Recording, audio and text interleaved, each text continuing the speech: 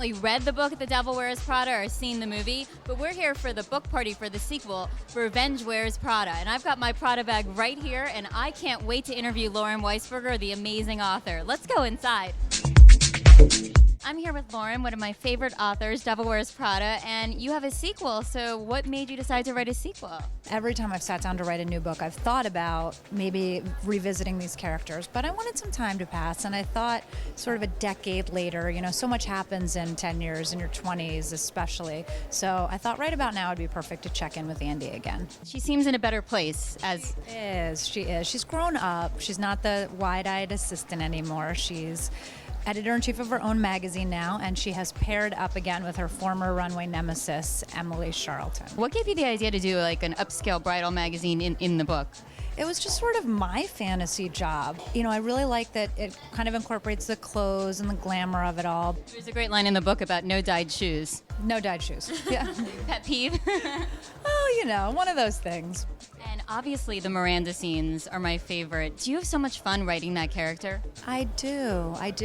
It was, I don't think I'm giving too much away when I say that she doesn't change a lot from the first to the second book. She's pretty evil consistently throughout. So since, the movie's a little bit different than your first book, how did that make it for your sequel? It was just kind of part of the fun of it.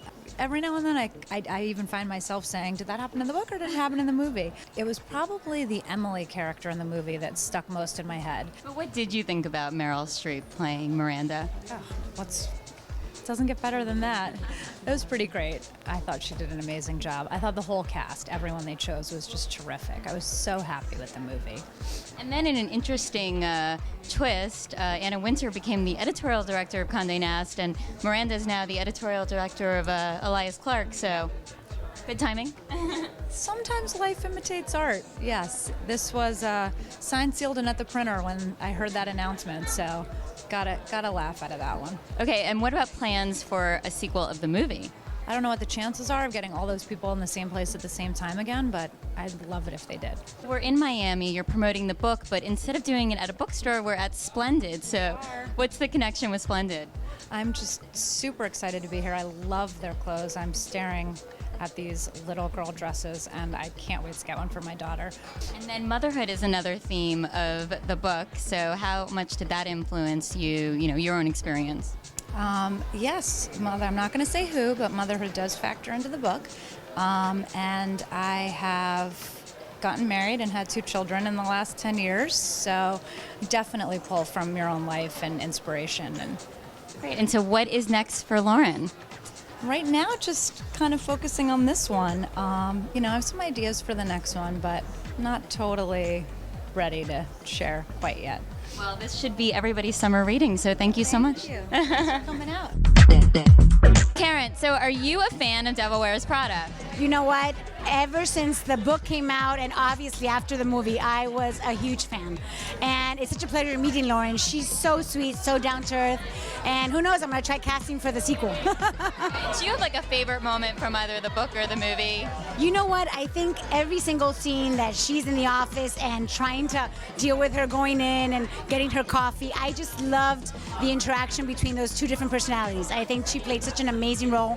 And it was just a funny movie. If you were going to do a book on when you were starting out, what would be some of your funny situations? Oh my gosh, you know what? I started off in this industry in beauty pageants. So I had a lot of funny situations like slipping on the stage, my heel breaking. I mean, I could just name a bunch of things.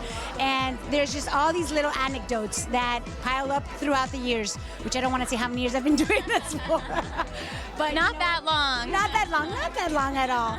I'm sure that The Real Housewives could have its own sort of Devil Wears Prada book. Oh, honey, there's a couple of devils in the Real Housewives of Miami.